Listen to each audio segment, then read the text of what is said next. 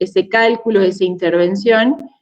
En cambio, para una zona húmeda, como se termina el periodo de lluvias con la capacidad máxima hídrica en el suelo, o sea, el suelo ha llegado a su capacidad máxima de retención, que para el suelo promedio en Argentina es 300 milímetros, no es necesario calcular un déficit potencial, porque el supuesto es que en esa zona no existe un déficit previo a la época de estiaje, o sea, a la época seca. Con lo cual empezamos a acumular los milímetros de deficiencia sin un valor de déficit acumulado previo. Entonces, esa sería una cuestión importante. Después otra cuestión es conceptualmente también qué significa delta de almacenaje positivo, negativo,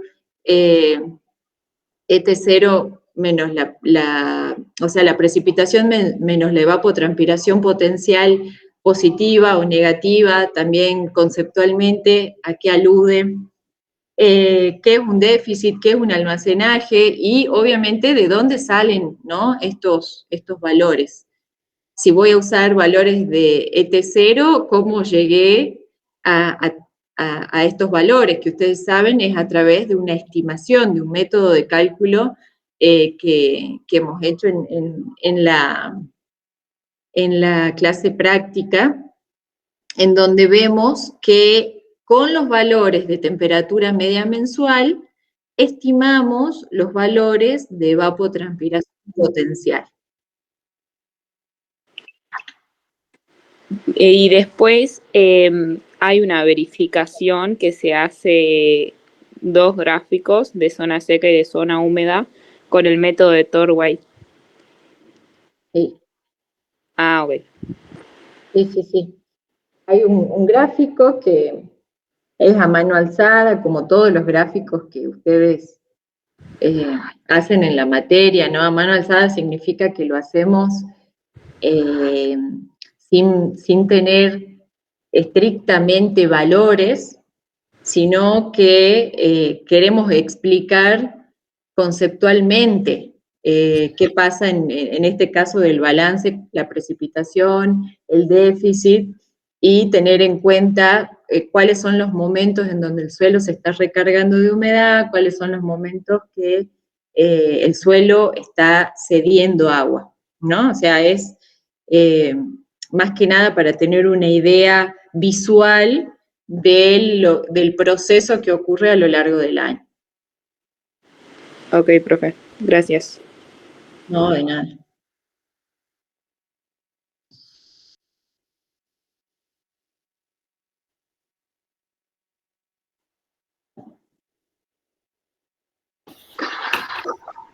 Profe, nosotros queríamos ver sobre la curva de saturación.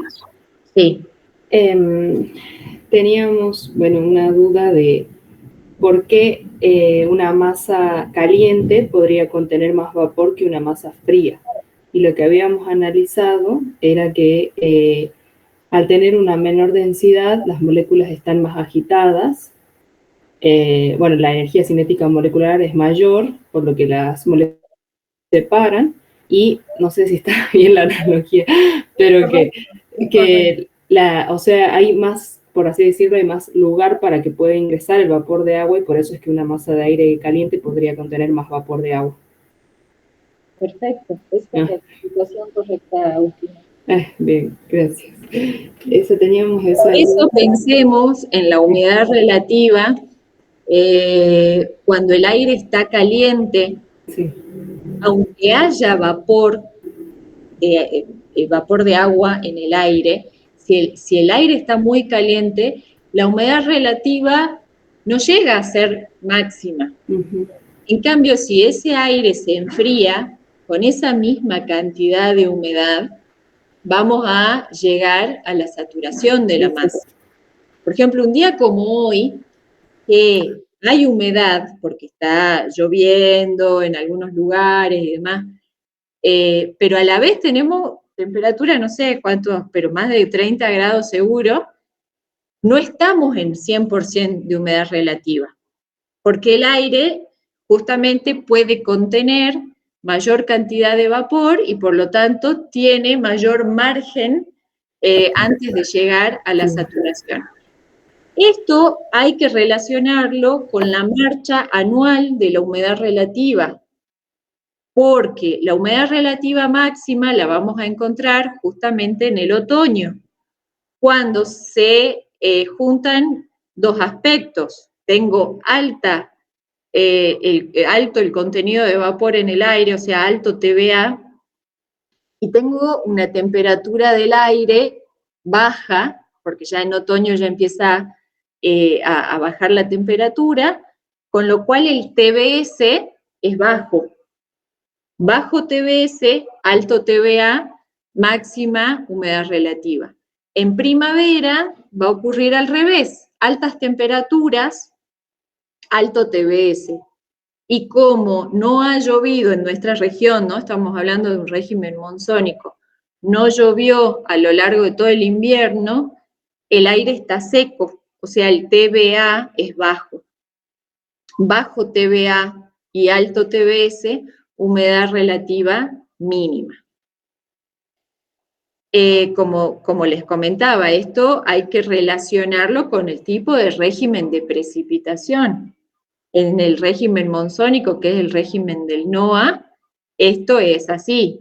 Pero ¿qué pasa en un Mediterráneo cuando llueve en invierno? Y las temperaturas mínimas están en invierno, obviamente, entonces la humedad relativa máxima va a ser en el invierno. Y después pensemos en climas del tipo isohigro, que son los climas más del litoral, en donde llueve a lo largo de todo el año. Entonces, si el TVA se mantiene constante a lo largo de todo el año, bueno, cuando tenga la temperatura más baja, va a ser máxima la humedad relativa porque se comportan en forma especular, o sea, en forma opuesta. Cuando una es máxima, o sea, cuando la temperatura es máxima, la humedad relativa es mínima. Entonces, estos son varios aspectos a relacionar. El régimen de precipitación y dentro del régimen de precipitación, entonces, ver cuándo voy a tener máximo TVA, máximo TBS y así, ¿sí? Perfecto, profe. Sí, justo lo habíamos relacionado con la imagen especular de la temperatura y la humedad, justo.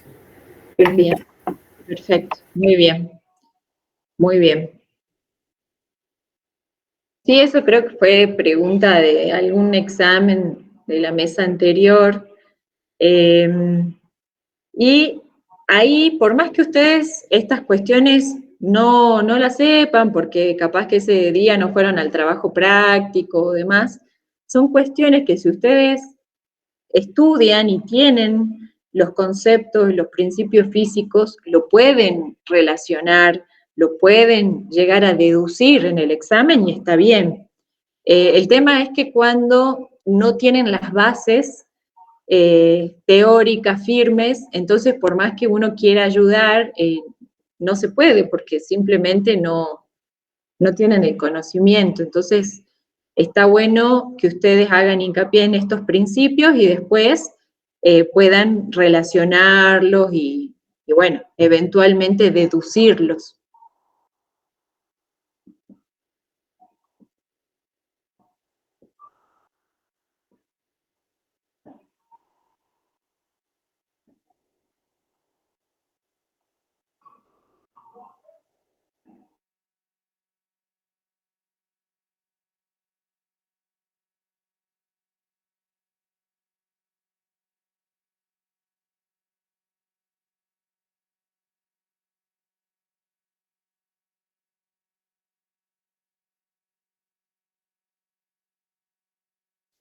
No te contesto, Anabel, ¿cómo dijiste que se calienta de abajo hacia arriba el aire en una inversión térmica? Se enfría. Bueno, pero cuando hablamos del flujo de calor, explicamos que se mueve de un punto más caliente a un punto más frío. Entonces, en la inversión térmica, ¿qué dirección tiene el flujo de calor en el aire?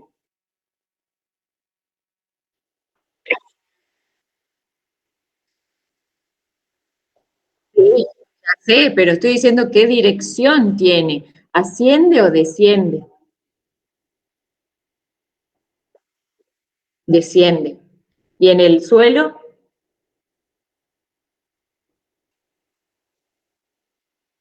Asciende. Bueno, ahí está. Entonces, eso es lo que hay que explicar en la inversión térmica.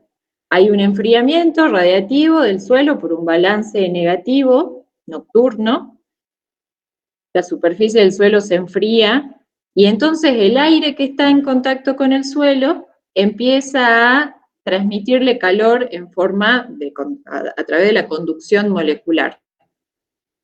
Entonces, la capa de aire que está más cerca del suelo está más fría que la capa de aire que está por encima de esta.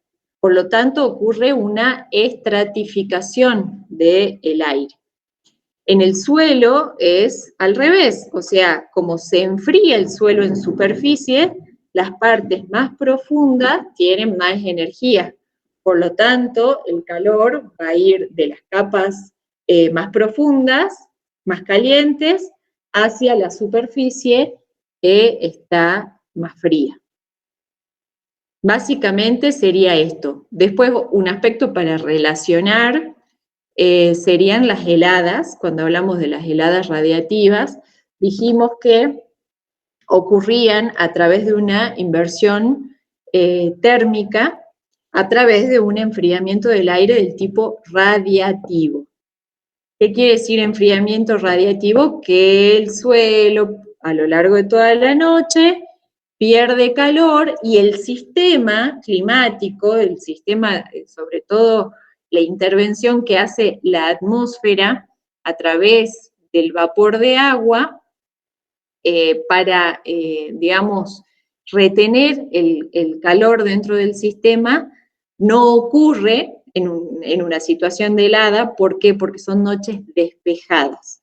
Entonces, al no haber nubosidad, ese enfriamiento del suelo es más marcado, a su vez el suelo enfría al aire, y también había otros supuestos desde el punto de vista meteorológico que eran noches calmas. Significa que no hay viento que vaya generando la mezcla de la estratificación. Es decir, el aire que está frío en contacto con el suelo y el que está más caliente por encima de estas capas, si hubiese viento, se podría mezclar y entonces el enfriamiento no sería tan marcado y quizás no se llega a una helada. Pero en el caso que se da la helada, entonces no hay nubosidad para que genere contrarradiación atmosférica y no hay viento para que mezcle esta inversión térmica y por lo tanto la temperatura llega a 0 grados, por debajo de 0 grados, y va a generar una helada. Eso sería un aspecto para relacionar inversión térmica. Después, otra inversión térmica que tenemos ocurre en la estratosfera. Cuando ustedes explican la estructura de la atmósfera, hacen referencia a la presencia de ozono estratosférico y ahí, bueno, tienen que explicar que se produce una inversión debido a que la presencia de ozono, que tiene la capacidad de absorber gases, radiación ultravioleta, genera el aumento de temperatura, o sea, de energía en la capa de la estratosfera y por lo tanto a mayor altura, mayor temperatura por incrementarse la concentración de ozono. Después hay otros casos de inversiones térmicas que pueden darse, por ejemplo, a nivel micro o mesoclimático, como puede ser en una zona de valle, y bueno, no hemos hilado tan fino en ese sentido, pero sepan ustedes que las inversiones térmicas se pueden dar a distintas escalas climáticas.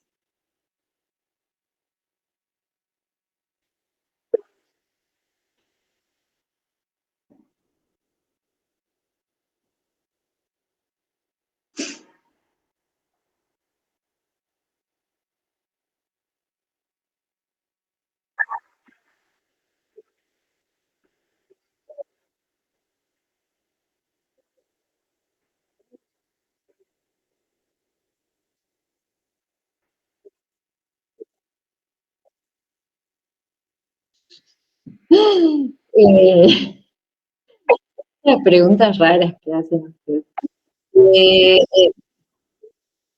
En la parte que lo vemos, concretamente en el trabajo práctico de humedad. Ahí ustedes tienen un ejercicio que van identificando la cantidad de energía que cambia de acuerdo al estado de agregación y al proceso, si es exotérmico o endotérmico, etcétera. O sea que en el tema de humedad es donde se ve concretamente esa cuestión, pero después, ¿en dónde interviene? En muchos procesos, o sea, de nuevo, cuando hablamos de, por ejemplo, el enfriamiento adiabático de una masa de aire saturada o insaturada, va a intervenir el calor sensible y el calor latente, ¿no? O sea, el vapor de agua dentro de la masa de aire tiene la importancia de modificar la energía, la temperatura de la masa, justamente por esta liberación que hay de calor, que pasa de ser calor latente a calor sensible cuando el agua se condensa, básicamente. ¿Sí? Estaba como vapor y pasa al estado líquido, entonces hay una liberación de energía y esa energía hace que incremente la temperatura en la atmósfera, o bien que se contrarreste un enfriamiento, como es el caso cuando hay un enfriamiento adiabático. La masa se está enfriando adiabáticamente porque al ascender la masa se expande, tiene menor nivel de agitación molecular y hay un enfriamiento. Pero al liberar, a su vez hay condensación y esa condensación libera energía, ese enfriamiento adiabático es contrarrestado y por eso una masa saturada de humedad se enfría menos que una masa seca. Ahí hay otro aspecto donde interviene. El vapor de agua es un gas con efecto invernadero, o sea, también ahí tiene su importancia desde el punto de vista también como regulador térmico en la atmósfera. Así que bueno, no sé bien si esa era tu pregunta, pero ¿dónde lo vemos específicamente? Lo vemos cuando hablamos de vapor de agua o vapor atmosférico. ¿Y dónde lo relacionamos? Cuando hablamos de estabilidad, inestabilidad, cuando hablamos de efecto invernadero, cuando hablamos de viento sonda también, porque ahí usamos los gradientes para explicar el efecto Foehn.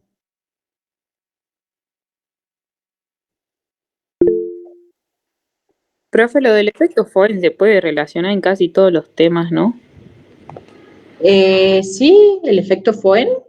Sí, o sea, como que lo veo en los apuntes dibujado en muchos lados y me da miedo. El efecto, ¿por qué miedo? No tengan miedo. El miedo se combate estudiando. O sea, cuando ustedes tienen inseguridad, en realidad quizá es porque falta profundizar y falta estudiar. Así que una vez que ustedes ya manejan los conceptos, no hay por qué tener nervios, ni miedo, ni nada de eso. Y después el efecto Foehn, que yo recuerde, lo vemos para el viento sonda, no me acuerdo qué otro tema tenemos Foehn. Profe, o sea que lo vemos en el clima, cuando hablamos del clima del NOAA, entonces podemos aplicarlo ahí. Sí, el viento sonda es un viento regional Entonces puede salir, o sea, surgir el tema cuando están hablando de vientos, o puede surgir el tema cuando están hablando de clima en NOAA, o puede surgir el tema cuando están hablando de gradientes térmicos. En ese sentido tiene, digamos, relación con otros temas, pero en sí creo que el efecto Foehn, estoy tratando de hacer memoria, pero lo vemos para vientos sonda. Nosotros lo habíamos relacionado en procesos adiabáticos, cuando el aire se calienta por un proceso adiabático al descender. Ahí íbamos a ir a explicar efecto Foehn. No sé si estaría bien ahí o como ejemplo, digamos. El efecto Foehn es un proceso físico, bueno, un efecto en realidad, por el cual una masa de aire parte con unas características que es húmeda y templada o fría, atraviesa una barrera orográfica y llega al otro punto seca y caliente. Ese es el efecto Foehn. Después, otro tema es el enfriamiento y el calentamiento adiabático, y otro tema son los gradientes. Lo que pasa es que para explicar el efecto Foehn necesito hablar de el enfriamiento y el calentamiento adiabático y necesito usar los gradientes, adiabático seco, adiabático húmedo. ¿Sí? Pero si ustedes están hablando simplemente explicando un enfriamiento o un calentamiento de tipo adiabático, no necesariamente Foehn. No. Simplemente un calentamiento adiabático es una masa de aire que al descender tiene mayor presión atmosférica, se comprime, las moléculas chocan más, tiene mayor agitación molecular, mayor energía cinética, mayor temperatura. Sí, perfecto.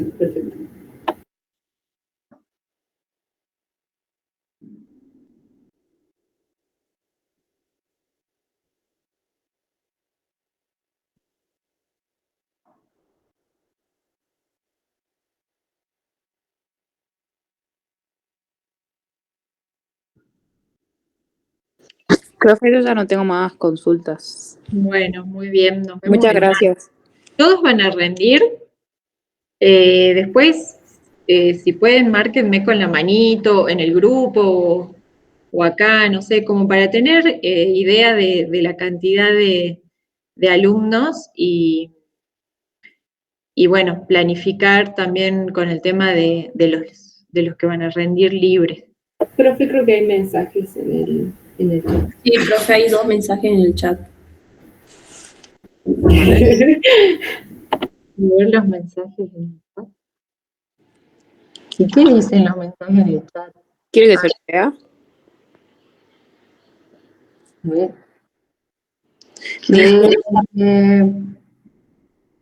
¿Alguna posibilidad de que el examen sea el jueves? En realidad, lo que hemos establecido así, hemos hecho un acuerdo con los profesores de la mesa para que ya quede fija el martes. Entonces, es como que, bueno, salvo que hubiese alguna cuestión así muy extrema, que hay un viaje o que... Pero si no, ya queda firme los martes a las 16 horas.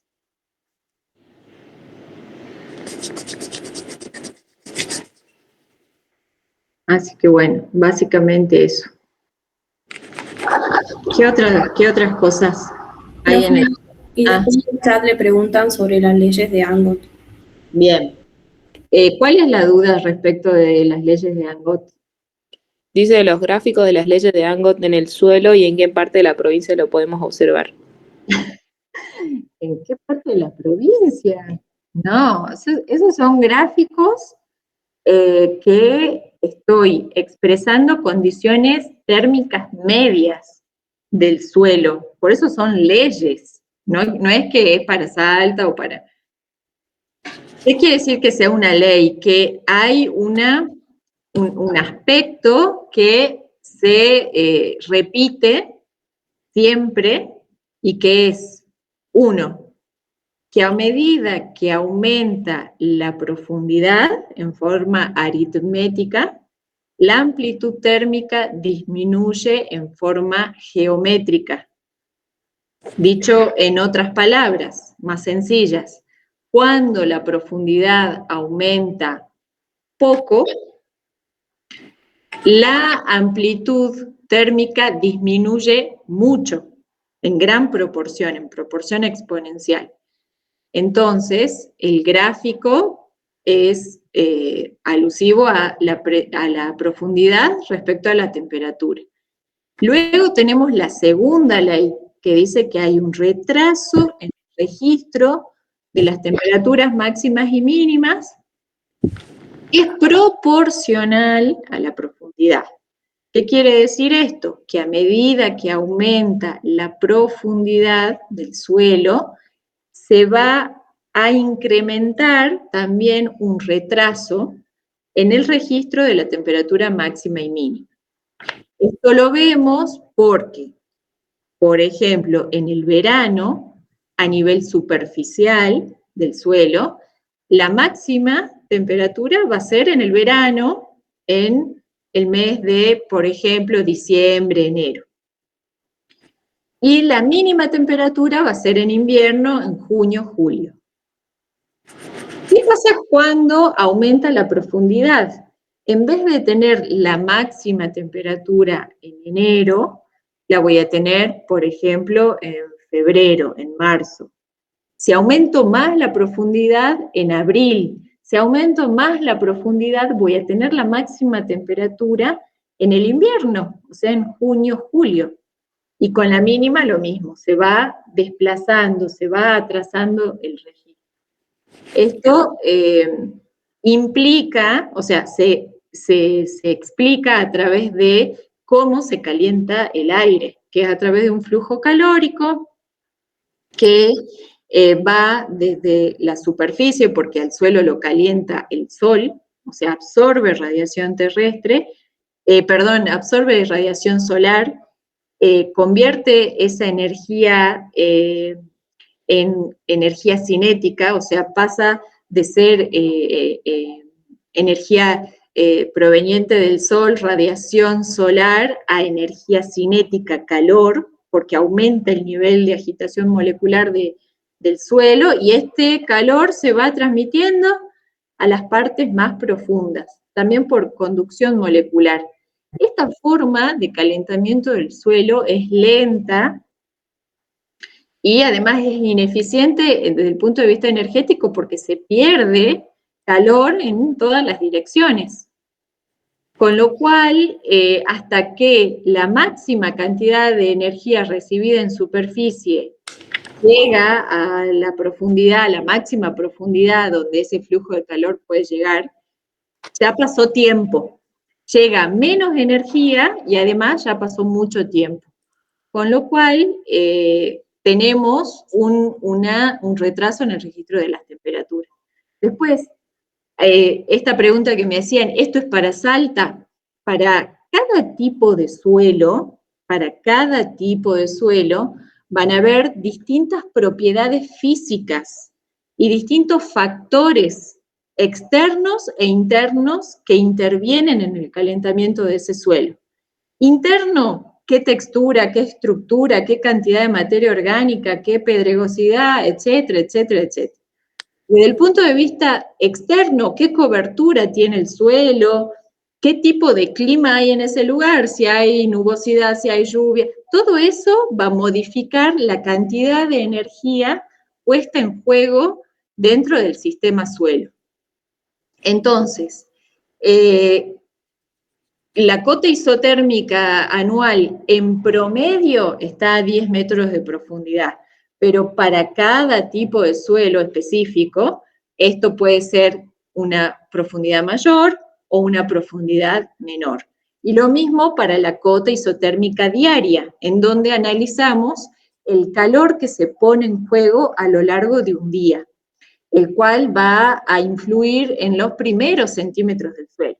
Pero de nuevo, ¿qué clase de suelo tengo? qué clase de ambiente hay en ese lugar ligado a ese tipo de suelo, va a influir a qué profundidad va a llegar la cota isotérmica diaria.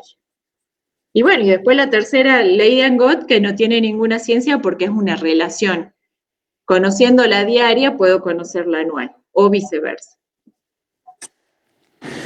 Profe, después también pregunta que si toca el tema de fenología, los índices no los entiende.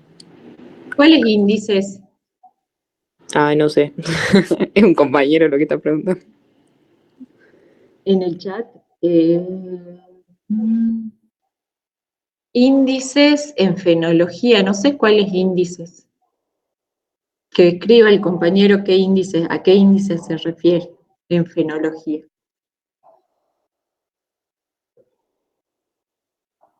¿Alguna otra pregunta?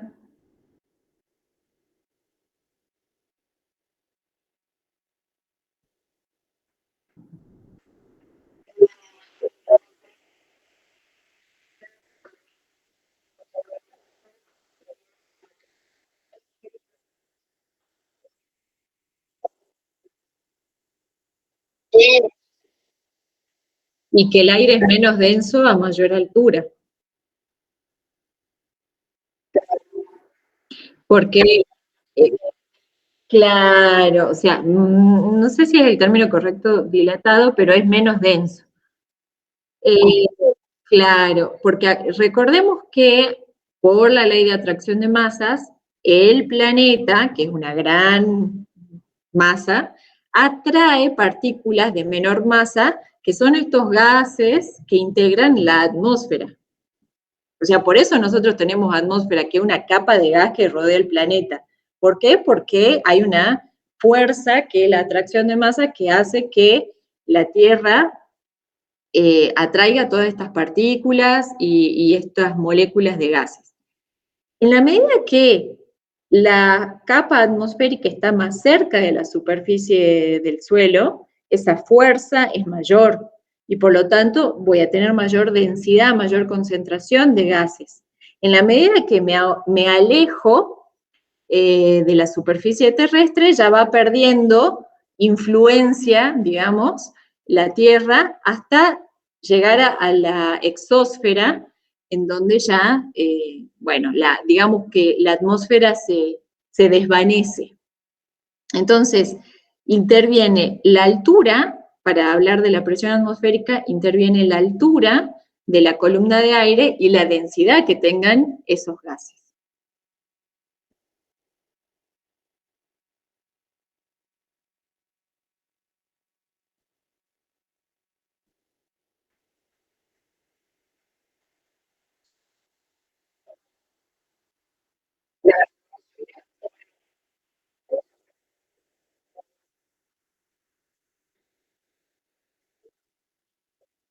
Sí, sí, sí, es correcto. Así es. A nivel del mar, la presión es máxima.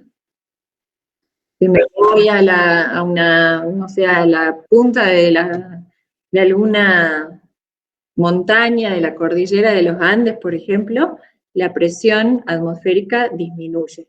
El agua demora más en hervir, por ejemplo.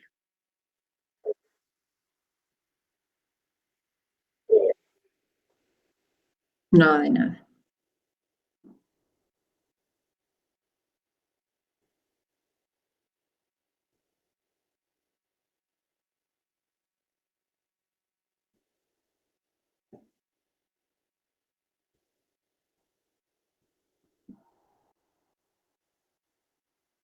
Profe, Sí. en adversidades climáticas el principal tema que tocamos son las heladas, porque después tenemos varios, sequía, inundaciones, granizo, Sí, incendios. los principales serían heladas, viento y granizo. Perfecto.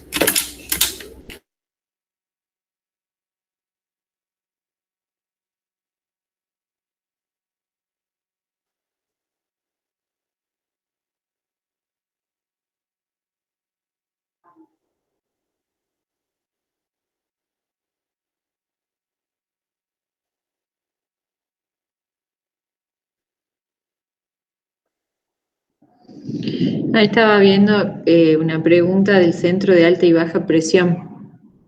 ¿Cuál es la diferencia principal? Bueno, primero explicar, ¿no? ¿Qué son los centros de alta y baja presión? ¿Cómo se forma? ¿De qué depende? Entonces, en un centro de baja presión implica que ahí el aire está ejerciendo menos fuerza sobre la superficie. Generalmente es porque el aire, al haberse calentado, se vuelve más ligero, más liviano, asciende y se genera un espacio, digamos, desocupado de aire y por lo tanto la fuerza que se ejerce sobre la superficie es menor. En el centro de alta presión, al revés, aire más frío, más pesado, va a ejercer mayor fuerza sobre superficie.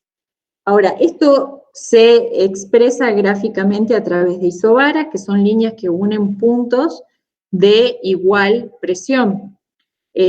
Son concéntricas, o sea, quiere decir que son, digamos, círculos cerrados.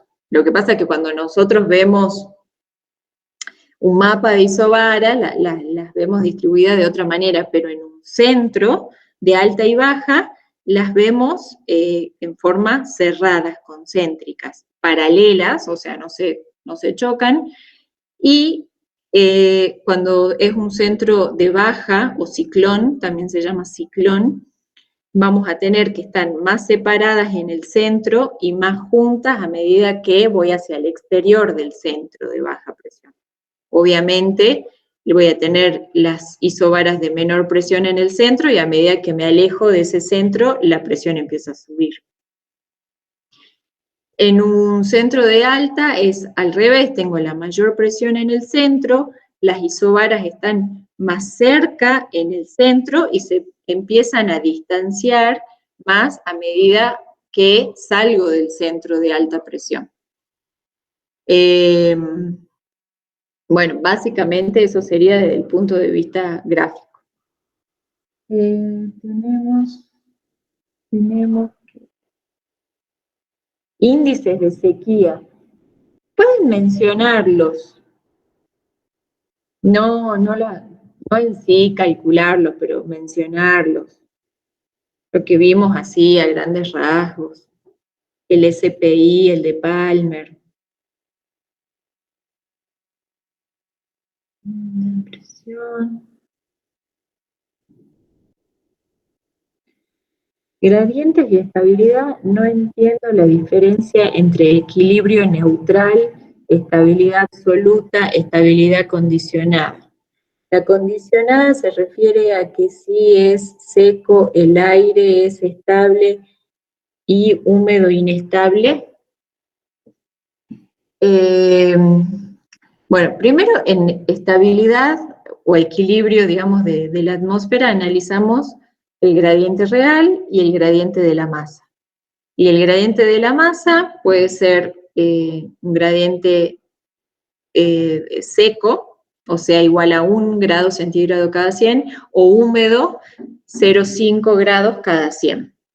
Entonces, ¿qué pasa cuando es una inestabilidad o una estabilidad absoluta?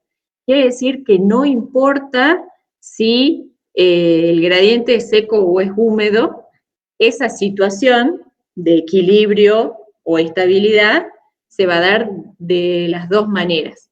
En cambio, condicionada significa que si es húmedo o si es seco, va a generar distintas situaciones, estable o inestable. Entonces, condición, ¿cuál es la condición? El nivel de vapor de agua que tenga la masa de aire. Esa es la condición. Y neutral es que no interesa el gradiente de la masa, porque en definitiva es el mismo al gradiente de la atmósfera. Entonces no modifica neutrales porque no modifica el equilibrio.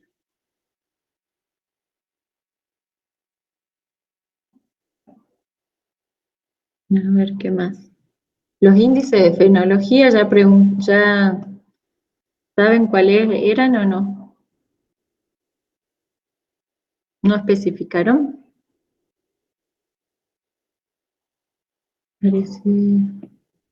Parece que no. Bueno.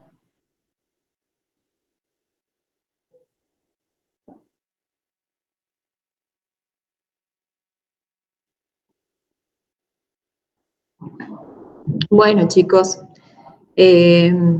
cualquier cosa el lunes tienen consulta con Laura. ¿A qué hora tenés consulta, Laura? A las 16. Perfecto. Entonces, el lunes a las 16, si quedaron algunas preguntas. El grupo de WhatsApp es para coordinar los horarios de consulta, más que nada para cuestiones operativas. No es para resolver, digamos, dudas por el grupo, porque eso sería muy, muy engorroso. Entonces, sí, acumulen todas las dudas ahora y en la hora de consulta lo vemos, pero por el grupo no, porque eso, me parece que puede ser así engorroso.